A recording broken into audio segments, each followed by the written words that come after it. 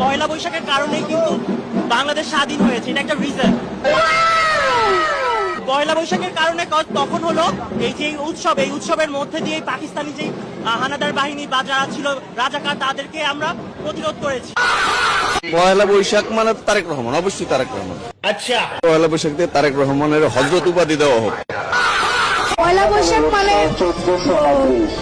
জাতির পিতা বঙ্গবন্ধু শেখ মুজিবুর রহমান। পয়লা বৈশাখ মানে আমার কাছে শেখ মুজিবুর রহমান। জয় বাংলা, জয় বঙ্গবন্ধু। শুভ নব বর্ষ, এটা বাংলাদেশ,